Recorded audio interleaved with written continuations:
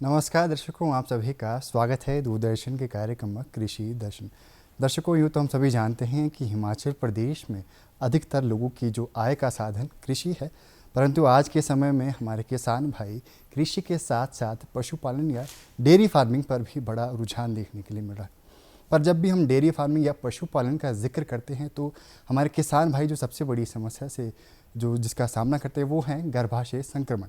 और इसीलिए आज जो हमारे चर्चा का विषय रहेगा वो है डेयरी पशुओं में गर्भाशय संक्रमण, कारण, निदान व उपचार। और इसी खास विषय में जो आज हमारे एक्सपर्ट रहेंगे वो है डॉक्टर अमित शर्मा जी, जो कि एसोसिएट प्रोफेसर के पद पर पशु चिकित्सा एवं महाविद्यालय CSK पालमपुर में कार्यरत हैं। डॉक्टर साहब, आपका बहुत बहुत स्वागत है आज की। धन्यवाद रजत जी, धन्यवाद। डॉक्टर साहब, अगर हम बात करें गर्भाशय संक्रमण की तो सरल भाषा में आखिर ये किस तरह का रोग है, इसके बारे में थोड़ा सा हमारे दर्शकों को बताएं। रजत जी, पहले तो मैं बताना चाहूँगा गर्भाशय संक्रमण से अगर हम आम भाषा में बात करें तो गर्भाशय में किसी न किसी स्तर का इन्फेक्शन हो गया है जी।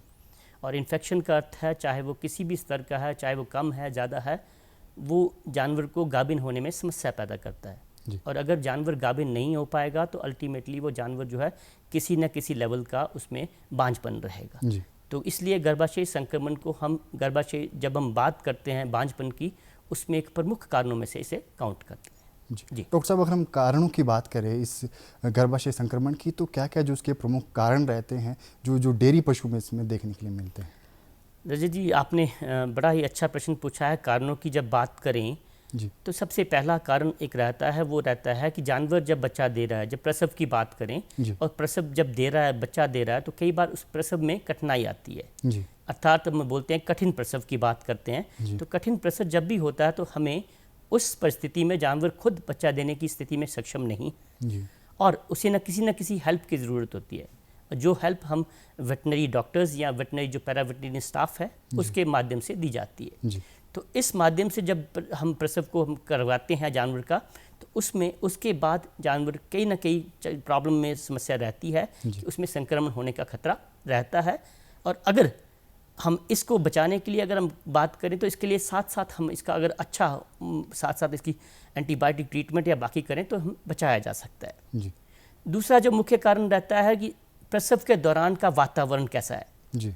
या उसके आसपास की हम उसकी सैनिटेशन की बात करें या हाइजीन की बात करें, वातावरण की बात करें, तो अगर हम जिस जगह पे जानवर प्रसव कर रहा है उसके आसपास गंदगी पड़ी है तो प्रसव के दौरान वो गंदगी जो है उसके गर्भाशय में चली जाएगी, अर्थात वो गर्भाशय में जाने के बाद वो किसी ना किसी स्तर पे जाके वो संक्रमण का रूप ले लेगी, चाहे वो कम लेवल रहे चाहे वो ज़्यादा लेवल रहे। जी। तीसरा जो मुख्य कारण इसमें देखा जाता है वो है गर्भाशय के इसके आसपास प्रसव के आसपास कुछ बीमारियां पाई जाती हैं। उसमें सबसे पहली बीमारी आती है प्रोलैप्स की, या जिसमें बोलते हैं बच्चादानी का बाहर निकल जाना। जी। अब बच्चादानी के विभिन्न पार्ट्स होते हैं, विभिन्न उसके कारण वो रहते हैं। उसमें जो भी पार्ट अगर बाहर निकलता है वो जब ज़मीन पे लगेगा, जब उसके साथ कंकड़ लगेंगे, उसके साथ पत्थर लगेंगे या उसके साथ गोबर लगेगा, तो अल्टीमेटली जब हम उसके धक्का दे के अंदर करेंगे तो वो संक्रमण जो है वो सीधा गर्भाशय की तरफ चला जाएगा और अल्टीमेटली वो जानवर जो है उसमें संक्रमण का खतरा बना रहेगा। जी। चौथी एक समस्या रहती है, वो रहती है रिटेंशन ऑफ फीटल मेम्ब्रेन्स। जैसे हम बोलते हैं कि जेर जो है या प्रोलैप या प्लेसेंटा की बात करते हैं तो कई बार वो प्लेसेंटा जो नॉर्मली 6 से 8 घंटे में निकल जाना चाहिए वो रुक जाता है या फंस जाता है। तो ऐसी परिस्थिति में हमें वो खींच के निकालना पड़ता है या कुछ और तरीके से वो गल सड़ के बाहर निकलेगा। तो जब ऐसी परिस्थिति में जानवर होगा तो उसमें वो एक चांस बन जाएगा कि उसमें संक्रमण होने का खतरा बना रहेगा। इससे अगली जो हमारे पास समस्या रहती है वो कई बार हमारे पास जानवरों में विभिन्न प्रकार की समस्याएं रहती हैं, विभिन्न प्रकार के जो पैथोजेंस रहते हैं, चाहे वो कीटाणु है, विषाणु है, जीवाणु है, फफूंद है। तो इनके जो रोग हैं जानवर में कभी भी हो रहे हैं तो वो रोग जो हैं वो गर्भाशय को भी संक्रमित कर सकते हैं, जिससे जानवर में संक्रमण का खतरा गर्भाशय का बना रहेगा। तो ये कुछ प्रमुख कारण हैं जिसकी वजह से संक्रमण होता है। जी। डॉक्टर साहब, जैसे आपने जिक्र किया कि प्रसव के बाद जो किसान भाइयों को जो पशुओं का देखभाल करना बड़ा अहम माना जाता है, तो क्या क्या जो सावधानियां हैं जो हमारे किसान भाइयों को पशु के प्रसव के बाद या पशु के प्रसव के दौरान जो सावधानी रखनी चाहिए ताकि जो संक्रमण के जो चांसेस है वो कम रह सके? एक तो सावधानियों की बात करूं तो प्रसव जहां पे हो रहा है उसके आसपास जहाँ पे काऊ शेड है या उसकी घराल है वहाँ पे साफ सफाई हो जी। अगर कोई समस्या आ रही है तो उसे जल्दी से जल्दी उसे डॉक्टर या पैरावेटनरी स्टाफ को दिखाया जाए जी। जैसे मैंने कठिन प्रसव की बात की, तो कठिन प्रसव है तो अगर हम जितना लेट करते जाएंगे उतना ही जानवर के लिए हानिकारक होता जाएगा और उतना ही उसमें चांसेस होंगे इन्फेक्शन बढ़ने के। जी। तो अगर और उसके बाद अगर हम ऐसी परिस्थितियों में कोई चीज़ कर भी रहे हैं तो उसके बाद उसकी एंटीबायोटिक कवरेज कम से कम 3 से 5 दिन की एंटीबायोटिक कवरेज करें ताकि जानवर को बचाया जा सके, उसके संक्रमण को होने से रोका जा सके। जी। उसके बाद जब वो हीट में आए तो हीट में या गर्मी में जब आए तब भी उसको कम से कम एक बार एंटीबायोटिक ट्रीटमेंट की जाए ताकि उसमें संक्रमण का खतरा कम से कम हो। तो ये अगर ये सावधानियां और ये उपचार बरतेंगे तो जानवरों को संक्रमण से बचाया जा सकता है। डॉक्टर साहब, अगर हम बात करें गर्भाशय संक्रमण से होने वाले जो प्रमुख रोग है, जो हमारे जो डेयरी पशु में कौन कौन से जो प्रमुख रोग है वो देखने के लिए मिलते हैं, इसके बारे में थोड़ा दर्शकों को बताएं। अगर मैं इसके कारणों की जब मैं बात कर रहा था उसमें हम गर्भाशय के इसको 2 कारणों में बांटते हैं संक्रमण के कारणों को जी। एक आते हैं स्पेसिफिक इन्फेक्शन जिसे विशिष्ट संक्रमण कहते हैं जी। और दूसरा आता है गैर विशिष्ट जिसे हम नॉन स्पेसिफिक इन्फेक्शंस कहते हैं। जी। तो जो विशिष्ट संक्रमण है जो हमारे बैक्टीरियल डिजीज़ हैं, जैसे हमारे अगर हम कीटाणु रोग की बात करूं तो ब्रुसेलोसिस हो गया, ट्यूबरकुलोसिस हो गया और इसके अलावा विब्रियोसिस हो गया। विषाणुओं की बात करूं तो IBR IPV हो गया, BVD MD हो गया। अगर मैं प्रोटोजोआ या जीवाणुओं की बात करूं तो ट्राइकोमोनियासिस हो गया। इसके अलावा अगर मैं फफूंद की बात करूं तो एस्परजिलोसिस हो गया। तो ये कुछ ऐसे रोग हैं जिससे कि इनके रोग जब हो जाए तो इससे संक्रमण का खतरा बना रहेगा। जी। इसके अलावा कुछ गैर विशिष्ट जो मैंने नॉन स्पेसिफिक इन्फेक्शंस की बात करूं तो उसमें कुछ मेन इंपॉर्टेंट है, वो है एंडोमेट्राइटिस जिसे हम गर्भाशय की अंदरूनी सतह का एक सोजिश की बात करते हैं। जी। दूसरा है इसमें आती है पार्चुरेशन के बाद या प्रसव के बाद की मेट्राइटिस जिसे हम पोस्टपार्टम मेट्राइटिस की बात करते हैं। तो उसमें प्रसव के 21 दिन के अंदर अंदर प्रसव जब हो रहा है उसके दौरान उसके बाद जो है जानवर गंध फेंकता है। तो वो नॉर्मली वो गंध जो है उसमें कोई स्मेल नहीं होती, कोई गंदगी नहीं होगी, कोई गर्दन उसमें गंध नहीं होगी। लेकिन इस परिस्थिति में जब उसमें अंदर इन्फेक्शन होगी तो इसमें बच्चादानी के जो सारे अंग हैं उसके अंदर के गर्भाशय की सारी सतहें हैं उन पे इन्फेक्शन हो जाएगा, उनमें सोजिश हो जाएगी और वो जो गंध है बहुत ज़्यादा खराब होगी। उसमें जानवर बैठ भी जाएगा, उसमें जानवर दूध देना भी कम कर देगा, उसमें जानवर को बुखार भी हो जाएगा और अगर हम समय रहते इसका इलाज ना करें तो जानवर मर भी सकता है, जो कि एक बड़ी दयनीय स्थिति हो जाएगी कि जानवर गाभिन भी हुआ, उसमें प्रसव भी हुआ और उसके बाद मर गया। तो पशुपालक के लिए एक बड़ी चिंता का विषय हो जाता है और इस परिस्थिति को पशुपालक को जल्दी से जल्दी निपटना चाहिए। उसके अलावा बाकी जो कारणों की बात करें उसके अलावा नॉन स्पेसिफिक में बाकी जो हमारे रहते हैं जैसे ग्रीवा का इन्फेक्शन हो गया या उसके अलावा वजाइना का इन्फेक्शन हो गया या बाकी चीज़ों का, तो इनमें भी अगर कहीं ना किसी सोजिश का है तो वही सोजिश जो है आगे जाके गर्भाशय संक्रमण का रूप धारण कर लेती है। जी। डॉक्टर साहब, अगर हम बात करें संकेत की, क्या हमारे पशु क्या कोई संकेत भी देते हैं संक्रमण होने से पहले ताकि उसे समय रहते रोका जा सके, या कोई अन्य जो संकेत है जो हम देखकर पशु में देखकर उसको जान सके कि ये आगे चलकर संक्रमण बन सकता है, तो क्या क्या जो संकेत हैं आप हमारे दर्शकों को बताना चाहेंगे? रजत जी, आपने संकेत की बात की तो संकेत की बात करूं तो जानवर पशुपालक भाई हमारे काफ़ी पीढ़ियों से पशु पाल रहे हैं जी।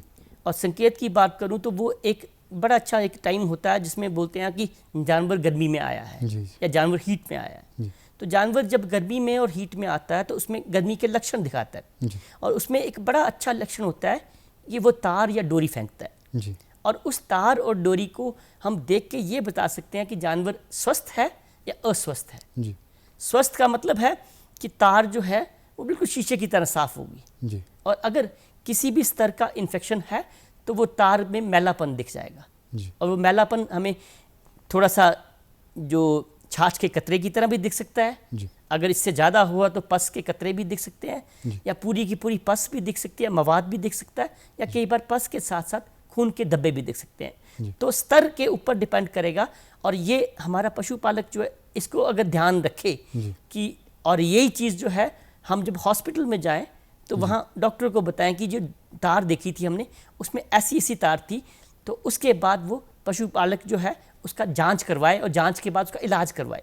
तो ये संकेत भी दे दिया पशु ने, और उस संकेत के देख के अगर पशुपालक उसको देख ले तो उसका इलाज किया जा सकता है और संक्रमण से बचा जा सकता है। जी डॉक्टर साहब, अक्सर हमने देखा है जो नई नई जो बछड़ियाँ है, जो अभी पहली बार जो प्रेग्नेंट होने वाली है, जो माँ बनने वाली है, उनमें भी जो गर्भाशय संक्रमण देखने के लिए मिलता है, तो इसका क्या कारण है? इसके बारे में थोड़ा सा दर्शकों को बताएं। हाँ रजत जी, ये जो प्रश्न आपने पूछा ये तो बड़ा उपयुक्त प्रश्न है जी। हमने नॉर्मली अगर देखें तो बछड़ियों में संक्रमण कम मिलता है जी, लेकिन आज की डेट में देखा जाए तो बछड़ियों में संक्रमण, पशुपालक भाई बोलता है कि आप मेरी बछड़ी अब साल की हो गई है, बस 10 महीने की हो गई, 12 महीने की हो, इसे टीका लगवा दें। जी। वो थोड़ा सा लक्षण देखता है और टीके की तरफ चल पड़ता है कि वो चाहता है कि जल्दी से जल्दी बच्चा आए, जी, जल्दी से जल्दी वो माँ बने और जल्दी से जल्दी दूध दे। तो उसका फोकस है दूध और बच्चा, लेकिन वो ये भूल जाता है कि उसके जो बछड़ी है उसका संपूर्ण विकास हुआ भी है कि नहीं हुआ है। तो जब संपूर्ण विकास अगर गर्भाशय का या बच्चादानी का नहीं हुआ है और उस परिस्थिति में हम जब टीकाकरण की तरफ जाते हैं तो कहीं ना कहीं उसमें संक्रमण का खतरा बढ़ जाता है। इसलिए बछड़ियों में भी ये समस्या आ रही है। पशुपालक भाइयों से मेरी यही सलाह है कि हमारी जो बछड़ी है, अगर वो बछड़ी अगर गाभिन वो अगर हीट में आ भी रही है तो कम से कम उसे 2-3 हीट का उसका वेस्ट मिस कर दें और उसको खाने के लिए अच्छा दें।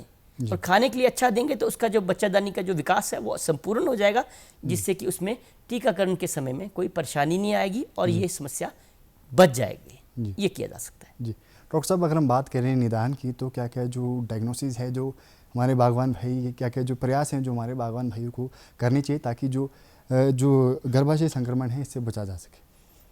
हाँ रजत जी, अगर हम निदान की बात करें तो हम कुछ टेक्निक्स को यूज़ करते हैं जी। और निदान में सबसे पहला हम रेक्टल एग्जामिनेशन, जिसे हम मल द्वार से हाथ डाल के हम बच्चादानी के विभिन्न जो पार्ट्स हैं, भाग हैं, उसकी जांच करते हैं। तो उन जांच में हमें ये पता लगता है कि किस भाग में सोजिश है। तो अगर हमें किस भाग में सोजिश मिलती है तो ये पहला लक्षण हम बता सकते हैं कि सोजिश है तो संक्रमण का खतरा है। दूसरा जांच, जैसे मैंने पहले बताया कि तार की जांच, तो तार की जांच से हम ये बता सकते हैं, और तार की जांच करने के लिए सबसे पहला सिंपल सा तरीका है कि हम हॉस्पिटल में जब भी, एक तो टीकाकरण हॉस्पिटल में ही करवाएं और हम ना चाहें कि टीकाकरण हमारे घर में हो। टीकाकरण जब भी हॉस्पिटल में होगा तो डॉक्टर या डिस्पेंसरी में भी होगा तो फार्मासिस्ट जो भी है तो पहले तो वो जांच करेंगे कि जानवर हीट में है भी है कि नहीं है। और अगर हीट में है, और हीट में देखने का तरीका ये है कि हम उसकी तार देखते हैं। और तार जब देखने की बात आएगी, तार से जब मैंने बात की, संक्रमण की बात की, वो जब तार जांच करेगा तो उसे ये पता लग जाएगा कि संक्रमण है या नहीं है। तो वो तार से संक्रमण की जांच कर लेगा और इसी संक्रमण के बेसिस पे अगर उसे लगता है कि जानवर हमारा ठीक नहीं है, स्वस्थ नहीं है, तो वो जांच करने के बाद उसका उपचार करेगा, ना कि वो टीका लगाएगा। तो मेरी सलाह पशुपालक भाइयों से यही रहेगी कि ज़्यादा से ज़्यादा जो टीकाकरण जो भी करवाया जाए वो हॉस्पिटल लेवल पे या डिस्पेंसरी लेवल पे वहाँ जाके करवाया जाए। घर पे लेवल पे अगर आप करवाएंगे तो जो भी हमारा जो स्टाफ वाला आएगा तो वो जांच नहीं करेगा, सीधा टीका लगाएगा, जिससे कि संक्रमण का खतरा और बना रहेगा। जी डॉक्टर साहब, अगर हम बात करें गर्भाशय, सॉरी रजत जी, मैं एक इसके निदान की हम बात कर रहे थे, तो ये तो एक तरीका बताया मैंने। इसके अलावा और भी तरीके हैं जो निदान में हम करते हैं। एक तरीका आता है वाइट साइड टेस्ट।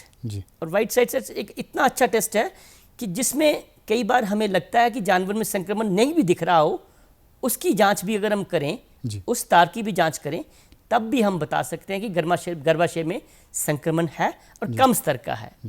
इसमें हम तार का एक नमूना लेते हैं और उस नमूने को उतने ही मात्रा में हम 5% NaOH का एक सोल्यूशन है वो ऐड करते हैं और दोनों को टेस्ट ट्यूब में ऐड करने के बाद उसको हम गर्म करते हैं। और गर्म करने के बाद इसको ठंडा करने के उपरांत हम देखते हैं कि नली में जो परख नली या टेस्ट ट्यूब हमने लिया उसमें कोई कलर चेंज हुआ कि नहीं हुआ। अगर उसमें कलर चेंज नहीं हुआ तो इन्फेक्शन नहीं है, संक्रमण नहीं है। लेकिन अगर कलर चेंज हुआ है तो संक्रमण का लेवल है, कम है, ज़्यादा है, वो बताएगा कि कितने येलो या पीला रंग का कितना कलर है। अगर फीका पीला है तो कम संक्रमण है, अगर गाढ़ा पीला है तो ज़्यादा संक्रमण है। तो ये तो वो तरीका जिसमें हम जानवर को ये बता सकते हैं कि संक्रमण दिख नहीं रहा था लेकिन था। जी। तो ये भी पशुपालक भाइयों के लिए अगला एक निदान का तरीका है। जी। अगला निदान का तरीका आता है माइक्रोबियल एग्जामिनेशन, या लेबोरेटरी में इसकी जांच भी कर सकते हैं तार की। जी। और तार की जांच अगर हम लेबोरेटरी में करवाने की बात करें तो लेबोरेटरी में जब हम तार का सैंपल देंगे तो सबसे पहले तो ये बताएगा कि तार में कौन से प्रकार के कीटाणु या विषाणु हैं। जी। उसके बाद ये बताएगा लेबोरेटरी में जांच के बाद कि कौन सी एंटीबायोटिक उसके लिए लगाएं कि वो ठीक हो सके। जी। तो हम लेबोरेटरी जांच में ये करके ये बता सकते हैं कि कौन सा इन्फेक्शन है, कौन सा कारण था और उसका उपचार क्या है। तो ये हम हमारे जो सब डिवीज़न लेवल पे हॉस्पिटल हैं, पॉलीक्लिनिक हैं, जोनल हॉस्पिटल हैं और पालमपुर में जो हमारा वेटनरी कॉलेज है वहाँ पे ये सुविधा उपलब्ध है, इसका उपयोग किया जा सकता है। अब इसके अलावा कुछ और एडवांसमेंट की बात करूँ तो अल्ट्रासोनोग्राफी की बात करूँ, और आज की डेट में अल्ट्रासोनोग्राफी हर किसी को पता है कि अल्ट्रासाउंड होता है और जानवरों में भी अल्ट्रासाउंड होता है। और अल्ट्रासाउंड के माध्यम से हम गर्भाशय की अंदरूनी सतह की मोटाई और क्या अंदर प्रेजेंट है, अगर उसमें पस है तो पस दिख जाएगी हमें अल्ट्रासाउंड की उस इमेज में, उस तस्वीर में, जिसकी जांच करके हम ये बताएंगे कि इन्फेक्शन है। और अगर मोटाई भी बढ़ गई है तो वो भी बताएंगे कि इसमें मोटाई बढ़ने से इन्फेक्शन हो गया है। इसके अलावा एक और टेस्ट आता है, वो है एंडोमेट्रियल साइटोलॉजी। तो जानवर की गर्भाशय की अंदरूनी जो हमारे पास उसकी सतह है उसके अंदर कौन से प्रकार के सेल्स हैं, कोशिकाएं हैं, और उन कोशिकाओं की हम जांच करके हम उसकी जांच करेंगे कि कौन सी नॉर्मल कोशिकाएं हैं, और अगर उसमें संक्रमण होगा तो जो सफ़ेद रक्त कोशिकाएं हैं उनका लेवल बढ़ जाएगा, जो कि ये बताएगा कि इसके संक्रमण है। तो ये कुछ तरीके हैं जिसके बाद हम बता सकते हैं कि जानवर के निदान कर सकते हैं या उसको डायग्नोज कर सकते हैं कि जानवर में संक्रमण है और कितने लेवल का है। जी। डॉक्टर साहब, जैसे अभी आपने जिक्र किया कि एंटीबायोटिक के माध्यम से भी हम निदान पशुओं को दिला सकते हैं, पर एंटीबायोटिक्स के कई बार नुकसान भी देखने के लिए मिलते हैं, फ़ायदे मिलते हैं, और क्या इसके अलावा भी कई जो अन्य जो साधन हैं उसके माध्यम से हम जो हमारे जो डेयरी पशुओं को निदान दिला सकते हैं?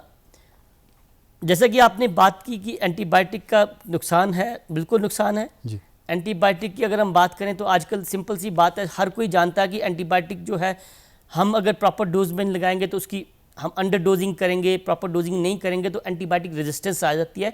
और इसका मतलब ये है कि हम जब दोबारा वो एंटीबायोटिक यूज़ करना चाहें तो वो काम नहीं करेगी, अर्थात इसका मतलब है एंटीबायोटिक रेजिस्टेंस। उसके बाद एक और जो मुख्य नुकसान एंटीबायोटिक का वो आता है कि एंटीबायोटिक जब भी हम लगाएं तो हर चीज़ की एंटीबायोटिक का उसका जो है दूध में वो एंटीबायोटिक आनी है जी। और दूध में जब एंटीबायोटिक आनी है तो हर एंटीबायोटिक का एक विड्रॉल पीरियड रहता है कि कितने समय बाद वो दूध यूज़ कर लेते हैं जी। हमारे अगर भारतवर्ष की बात करूं और हिमाचल की बात करूं तो थोड़ा सा कम इस पे फोकस करते हैं हम कि दूध रोकना है या दूध को नहीं यूज़ करना है। लेकिन अगर हम फॉरेन की बात करूं, बाहर के देशों की बात करूं, तो वो एंटीबायोटिक जब यूज़ करते हैं, एक तो कम से कम एंटीबायोटिक यूज़ करते हैं और उसके बाद वो एंटीबायोटिक के यूज़ दूध को या मीट को यूज़ ही नहीं करते हैं जी। तो हमारे भारतवर्ष में मुश्किल उल्टा है, हम तो साथ के साथ यूज़ कर लेते हैं जी। लेकिन हमारे यहाँ उल्टा है।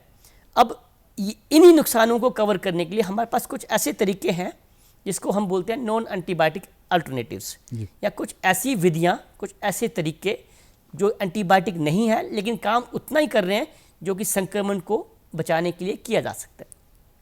तो इसके ऊपर आजकल हमारे पास विभाग में एक प्रोजेक्ट है और उस प्रोजेक्ट के माध्यम से हम दो चीज़ों पे काम कर रहे हैं।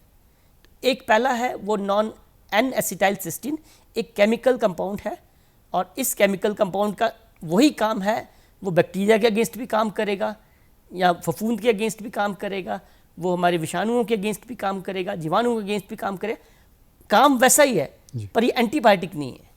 तो इसकी हम करीब 3 से 3.5% जो है इसका यूज़ करते हैं, सॉल्यूशन यूज़ करते हैं और देंगे हम 2 दिन के लिए इंट्रायूट्राइन माध्यम से गर्भाशय में अंदर उसको डालेंगे 20 ml और कम से कम 2 दिन के लिए, और उसको तभी डाल पाएंगे जब जानवर हीट में आया हुआ। तो इससे उपचार करके आजकल हम ये काम कर रहे हैं और इसके हमें अच्छे परिणाम मिल रहे हैं। और दूसरा जो चीज़ हम देखते हैं वो है ओजोन। अब सभी जानते हैं कि ओजोन एक गैस है जी। और आपके मन में भी प्रश्न होगा कि ओजोन गैस है, गैस को कैसे डालेंगे जी। तो ओजोन एक गैस है, पर लेकिन उसके लिए एक हमारे पास एक इंस्ट्रूमेंट आता है, एक इक्विपमेंट आता है जिसको ओजोनेटर बोलते हैं। ओजोनेटर के माध्यम से हम ओजोन को लिक्विड में, जो लिक्विड नॉर्मल सलाइन का सोल्यूशन है, उसमें ओजोन गैस को भर देते हैं और 20 ml जो लिक्विड है उसमें 33 माइक्रोग्राम जो ओजोन है उसको भर के गर्भाशय में डाला जाता है और उसको संक्रमण को ठीक किया जाता है। तो ये नॉन एंटीबायोटिक हमारे पास अल्टरनेटिव्स हैं जिनको हम यूज़ करके हम गर्भाशय के संक्रमण को ठीक कर लेते हैं। जी डॉक्टर साहब, अगर हम बात करें उपचार की तो किस तो तरह के जो उपचार है, जो हमारे जो डेयरी पशुओं को गर्भाशय संक्रमण के दौरान उसे बचाने के लिए क्या क्या जो उपचार दिए जाते हैं, उसके बारे में थोड़ा प्रकाश डालें। ठीक है रजत जी, हमने जो नॉन एंटीबायोटिक अल्टरनेटिव्स की बात की जी, ये भी एक उपचार का माध्यम था जी, पर ये वो चीज़ें थी जो नॉन एंटीबायोटिक थी। अब हम इसके अलावा जो वो विधियाँ जो चल रही हैं जी, अब इसमें हमारे पास 4-5 तरीके आते हैं। सबसे पहला आता है वो आता है एंटीसेप्टिक का जी, और एंटीसेप्टिक सॉल्यूशन जिसमें बीटाडीन आता है, जिसमें लिगोल्ड आयोडीन आता है, और लिगोल्ड आयोडीन की हम 0.1 से 0.2% जो लिगोल्ड आयोडीन है उसकी मात्रा को 30 से 40 ml तक हम गर्भाशय में डालते हैं, जो कि 3 से 5 दिनों तक डाली जाती है जी। और जो जहाँ तक बीटाडीन की बात है तो बीटाडीन को हम 1:1 डाइल्यूट कर लेते हैं और उसको भी 3 से 5 दिन के लिए डाले जाते हैं जी। तो ये तो एंटीसेप्टिक्स हो गए। अब एंटीसेप्टिक जो भी डालना है, एक तो ऐसा होना चाहिए कि इरिटेंट नहीं होना चाहिए जी, और अगर ज़्यादा मात्रा में डालेंगे तो वो गर्भाशय के इन्फेक्शन को और आगे ले जाएगा जी। तो जो इन्फेक्शन कम था और बढ़ा देगा, गर्भाशय से आगे चला जाएगा तो वो ओवरीज की तरफ चला जाएगा, अंडाशय की तरफ चला जाएगा, जिससे कि एक समस्या आती है ओवेरोबर्सल एडिशंस, वो समस्या कर देता है जी। इसके अलावा दूसरा तकनीक है वो है एंटीबायोटिक्स की। तो एंटीबायोटिक्स में सबसे पहला आता है इंट्रायूट्राइन एंटीबायोटिक्स, जो कि गर्भाशय के अंदर 3 से 5 दिन के लिए हम एंटीबायोटिक की जो दवाइयाँ हैं वो डाली जाती हैं। तो बाज़ार में ये लिक्विड या सस्पेंशन जो है हमारे उपलब्ध हैं, विभिन्न कंपनीज जो हैं वो कर रही हैं, जो कि इसको 3 से 5 दिन के लिए अंदर डाली जाती है दवाई।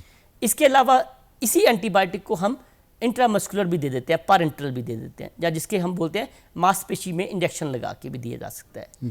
तो 2 तरीके से हम एंटीबायोटिक दी जाती है। अब दोनों के फ़ायदे और नुकसान हैं। जो इंट्रायूट्राइन है उसका नुकसान ये है कि हमें हर बार देखना पड़ेगा जानवर हीट में आए जी। 21 दिन के बाद वो हीट में आएगा, तब हम दोबारा से उसको इंजेक्शन उसको कर पाएंगे जी। लेकिन इंट्रामस्कुलर की बात करें तो उसमें जब मर्जी हम चाहें उसको इंट्रामस्कुलर टीका लगाया जा सकता है जी। इंट्रायूट्राइन में हमें ये देखना पड़ता है कि जो लगाने वाला है वो भी अंदर इंजरी कर सकता है जी। तो बार बार उसमें खतरा रहेगा संक्रमण का, उसमें बाहर से भी हमारी तरफ से संक्रमण जा सकता है जी। उसके अलावा डोज का भी हम एंटीबायोटिक जब भी दें, डोज पूरी रखें और पूरी मात्रा में दें। अगर हम अंडर डोजिंग करेंगे तो एंटीबायोटिक रेजिस्टेंस की भी उसमें बात रहेगी, वो समस्या रहेगी। तो ये कुछ ऐसी समस्याएं थी जिससे हम एंटीबायोटिक का हम यूज़ कर रहे हैं, लेकिन प्रॉब्लम समस्या उसमें रहती है। अब कई बार देखा गया कि हम आजकल देख रहे हैं कि एंटीबायोटिक के साथ जो इंट्रायूट्राइन एंटीबायोटिक के साथ इंट्रायूट्राइन के साथ इंट्रामस्कुलर भी कर लेते हैं। कई बार हमें लगता है कि संक्रमण ज़्यादा है तो हम 3 दिन तक इंट्रायूट्राइन एंटीबायोटिक भी दे देंगे, लेकिन उसी ग्रुप की एंटीबायोटिक अगर हमें सिप्रोफ्लॉक्सासिन दी है इंट्रायूट्राइन या गर्भाशय के अंदर दवाई डाली है, तो वही दवाई जो है हम बाहर भी उसको इंट्रामस्कुलर भी दे देंगे, जिससे संक्रमण का हमें ज़्यादा चांस रहेगा संक्रमण को ठीक करने का, और वो ठीक किया जा सकता है। उसके अगली जो विधि रहती है वो आती है इम्यूनोमॉड्यूलेटर्स की। इम्यूनोमॉड्यूलेटर एक ऐसी दवाइयाँ हैं जो जानवर की आंतरिक शक्ति को बढ़ाने का काम करती हैं। तो हम इसमें ई कोलाई एलपीएस की एक एंटीबायोटिक एक चीज़ आती है जिसको हम यूज़ कर सकते हैं जी। फिर नीम ऑयल यूज़ किया जा सकता है, आपको पता नीम ऑयल बहुत अच्छी चीज़ है जी। उसकी भी हम एक सस्पेंशन बना के हम यूज़ कर लेते हैं, जो कि हमारे आंतरिक शक्ति को बढ़ाने के काम आती है। और जब जानवर जब उसकी आंतरिक शक्ति अच्छी होगी तो वो उसको संक्रमण ठीक करने में उसको अपना इम्यूनिटी बूस्टर मिल जाएगा जी। इसके अलावा जो अगली जो चीज़ आती है वो आती है हार्मोन्स की जी। और एक हार्मोन आता है वो आता है प्रोस्टाग्लैंडिन नामक एक हार्मोन आता है, उसकी जो विभिन्न प्रिपरेशंस हमारी बाज़ार में उपलब्ध हैं। क्लोप्रोस्टिनोल उसमें सॉल्ट रहता है, और वो जो सॉल्ट है उसका काम है जानवर को जब देना है जब उसके ओवरी पे अंडाशय पे एक कॉर्पस ल्यूटियम नामक स्ट्रक्चर होता है, वो उसको तोड़ने के काम आता है जी। तो जब वो ओवरी में वो अंडाशय के ऊपर वो स्ट्रक्चर होगा, हमने हार्मोन का टीका लगाया तो वो उसको तोड़ देगा और उसके बाद जानवर हीट में आ जाएगा जी। तो जानवर जब हीट में आ जाएगा तो जब बच्चादानी खुल जाएगी तो वो संक्रमण जो था वो बाहर निकल जाएगा जी। तो एक वैसे ठीक करेगा, दूसरा उसके बाद हम उपचार कर सकते हैं और वो उससे दोहरा जो चीज़ हम करके उसको ठीक किया जा सकता है। तो कहीं ना कहीं जो हमारे किसान भाई वो अगर एक्सपर्ट की सलाह लेना भी इसमें बड़ा ज़रूरी है, ताकि वो घरेलू जो उपाय है उसको ना अपनाएं और एक एक्सपर्ट की सलाह लें। तो डॉक्टर साहब, हम अपने कार्यक्रम के अंतिम पड़ाव में आ चुके हैं और हम आपका बहुत बहुत धन्यवाद करना चाहेंगे। आपने हमारे तमाम दर्शकों को गर्भाशय संक्रमण होने के कारण व समाधान के बारे में हमारे दर्शकों को बताया, इसके लिए हम आपको फिर से बार बार धन्यवाद करना चाहेंगे। तो दर्शकों, अब वक्त हो चुका है आपसे विदा लेने का। फिर मुलाकात होगी एक नए विषय के साथ। तब तक के लिए जय हिंद, जय हिमाचल। धन्यवाद।